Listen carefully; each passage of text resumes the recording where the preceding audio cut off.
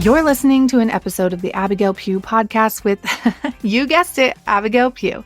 I'm an introverted mama who took my online business from 0 to 7 figures in 15 months selling my own digital products on social media.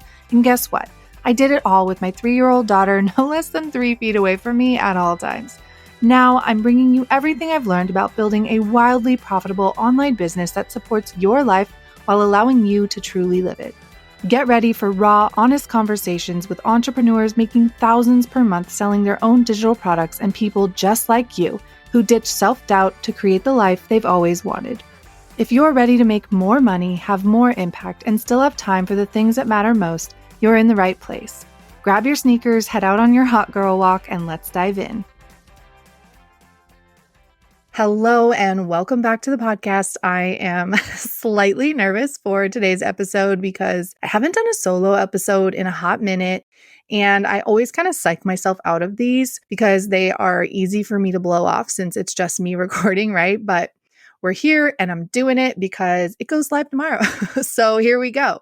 I actually spoke at my first event for 2024 this past weekend, and it was amazing. I didn't throw up on stage, so that's a win for me.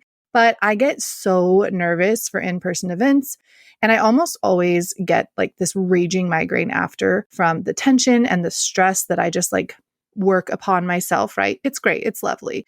And of course, this event was no different, but I am now in the migraine hangover phase, which if you get migraines, you know exactly how this feels. So I might sound a little bit lower energy than I usually am today, but that's why. So at this event, I did make a few new friends, and I even planned a girls' trip with them, which is very out of character for me as an introvert, but I don't know, it just felt right. And all that to say, it reminded me how much power there is in community and doing hard things alongside other amazing humans, not by yourself, because entrepreneurship honestly can feel so darn lonely, and it really sucks in those moments. So today felt like the perfect time to talk about the hard stuff that not many people are talking about when it comes to owning an online business and selling digital products, because we all go through these crappy situations.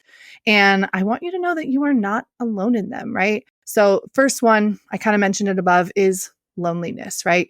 And as someone who's introverted, I feel like I went into entrepreneurship kind of like grateful I was an introvert, right? Because it's very easy for me to like put my head down, focus, do what I need to do, get it done.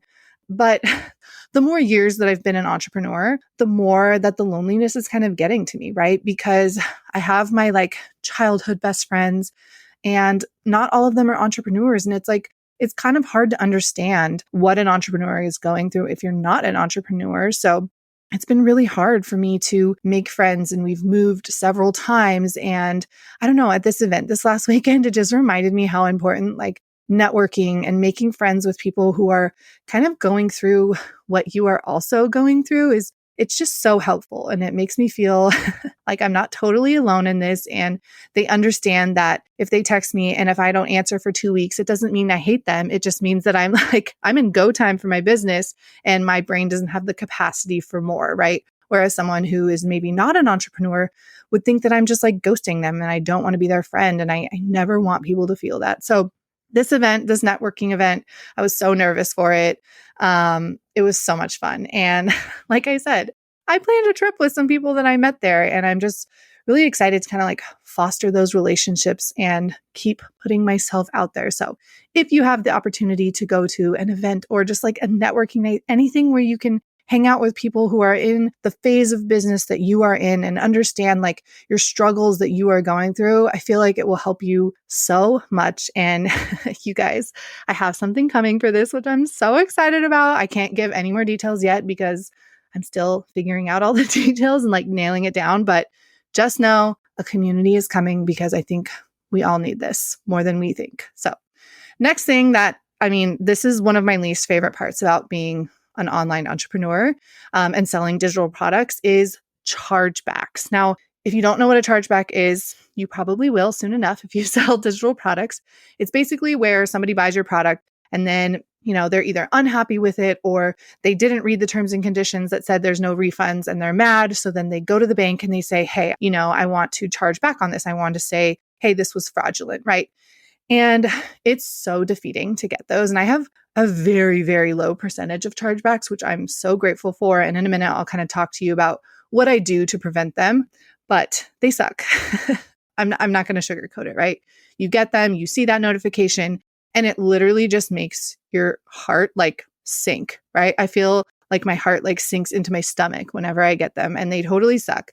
But at the end of the day, whenever I get a chargeback, I do a few things then, and then I do some things before to protect myself. So with digital products, I am very clear that like I do not issue refunds. So they need to be very sure that this is the product that they want.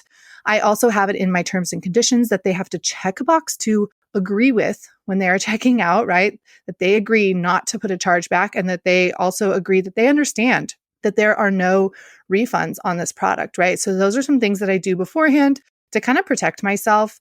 I will link the terms and conditions that I use for my digital product in the show notes. They are from someone called Alyssa. She's the legal doer. She's an actual online lawyer for, people like you and me, digital online entrepreneurs. So she's amazing. And I use those. So that's kind of what I do beforehand. Now, when they actually come through, I always email the person and say, hey, I would love to talk to you about the chargeback you issued. Is there any issue with the digital product that you got?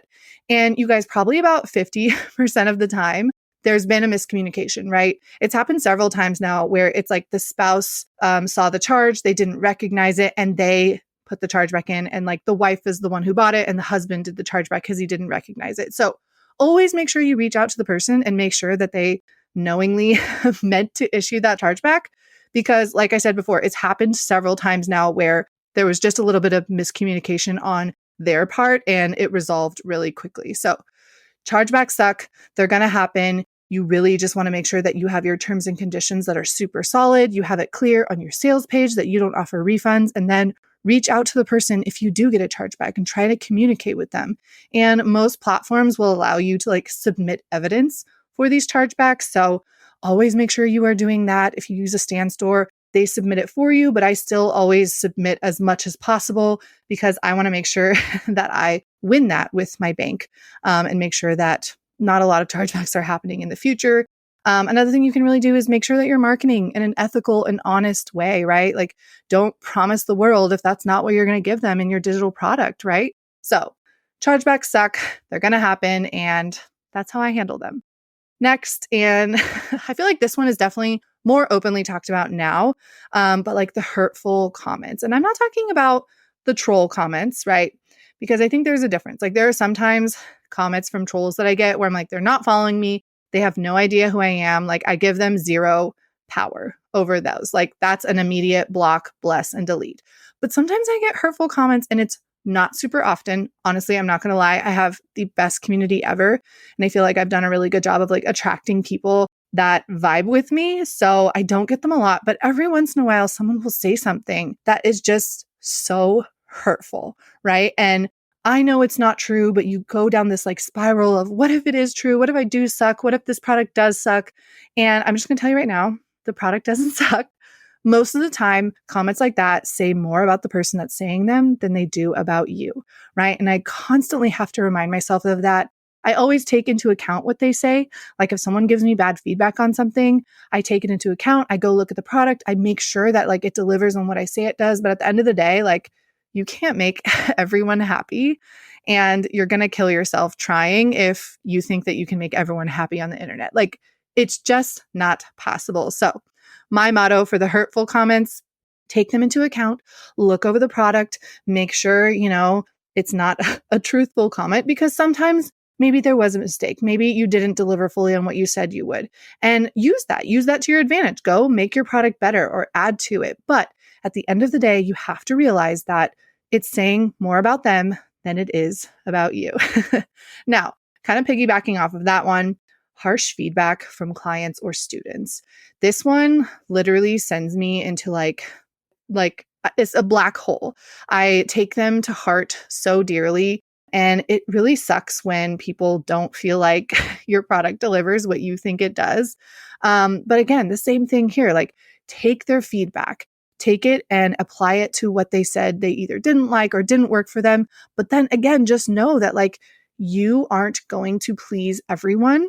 And if you try to please everyone, you're going to please no one, right? So at the end of the day, like I have to build my products and my offers the way that I think people will be served by them the best, right? And I ask for feedback after things, like after I do my Rich Girl challenges, right? In Rich Girl Reels, sometimes I will ask for feedback. And sometimes the feedback like hurts my feelings so bad.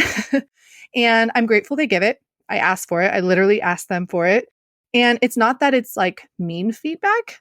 It's just feels harsh to me because they are telling me they want it done a different way. But I kind of have to like let go of my pride and realize that everyone learns in different ways and I can take their feedback and make my product as amazing as possible. But again, like I'm not ever going to be able to make things perfect for every single person out there. So just keeping that in mind. And again, when you get feedback, take that and make your product better and then kind of release it. I find that sometimes I like hold on to feedback so closely and I just like think about it every single day and I like wake up thinking like, oh, how can I make this better? And it sends me into a spiral, right? Don't do that. Don't be like me when you get that feedback.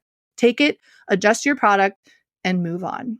Now, the next one is not as serious, but I feel like everyone struggles with this. And even as someone where like, this is my job, running out of content ideas. I think a lot of people think that because this is my job and because this is what I love, like I never run out of content ideas. And that's just totally not true. I run out of content ideas all the time. Like you wouldn't believe how many times I'm like, okay, I got nothing else in me. We're done. We're all done. And then I take 2 days off of social media and I'm fine. And I come back excited and ready to go. So that's usually my suggestion is to take some time away from social media because I think like the more content you're seeing of other people, the more you're just like constantly analyzing like, oh, how can I make that work for me? The more exhausting it becomes. And then the more like watered down your content is, right? Some of my best content comes from like everyday encounters that I'm seeing. And I'm like, oh my gosh, wow, like this totally applies to what I'm teaching. Or at the event that I spoke at last weekend, like I got so many content ideas from people just talking and talking about their experiences and like what they resonated the most with, right? So today I went in to Instagram. I spent about 25 minutes maybe looking at the new trending audios, looking at kind of what was trending. And like I have my reels planned for the week. I know what I'm going to do, right? So I think taking a step back when you do run out of content ideas can be really helpful. And again, like I mentioned before, something is coming to help you guys with this. I promise I am working so hard on getting something ready for you guys that will help you never run out of content ideas, right? Because it sucks. It sucks to wake up and know like, hey, I have no idea what to post as my money-making reel today. Awesome. Great. Like it's just a crappy feeling. And I don't want any of you to feel like that anymore. So last but not least, and I feel like this one is kind of hard for me to talk about because I still do it so much. And that is self-sabotage. And the way that I self-sabotage personally is putting things off. So like putting things off that I know I need to do and I know they're going to help my business and I know they're going to help it grow. I get into this like deep, dark pit of like self-sabotage. Like, no, you can't do this today, or no, this is not something that you need to do today. Just put it off. Just put it off. Your brain can't handle that today. And self-sabotage has been something that I have dealt with for years. I'm not kidding. Like there have been so many times in my life where I've had an opportunity to like jump and seize something. And I always find a way not to. And that's been like my biggest hold up as an entrepreneur with everything that I do is just like finding ways to like talk myself out of things and put them off and sabotage success that like I know I can do and I know I can impact people and change their lives, but I always find a way to tell my brain that I can't. And something that's been working really well for me is kind of planning out what I need to do kind of on like a monthly basis, a weekly basis, and then a daily basis. Because what I used to do was like, okay, for all of March, I need to do all these things. And then I would look at that, to-do list on, the first day of March and feel so overwhelmed and feel like there's no way I can do all this. Like, I'm just not going to do any of it. And it just felt so stressful for me. And I found myself falling into these patterns of self-sabotaging over and over and over again. So what's been working well for me is like I said, a monthly calendar, everything that I need to get done, and then breaking that by week, and then breaking it up by day, and then getting my most important ones done first. Because something else I do is put off the harder task. And then it's like 4 p.m. I haven't done what I needed to do that day and I feel crappy, even though I did a bunch of other smaller tasks because those were like quick wins that I could get done. I put off the things that really genuinely needed to get done. So if you take anything away from this episode, go do your number one task that you needed to get done today, right now. Get it done. Do not put it off. We are not going to self-sabotage anymore, you guys. We are done with that.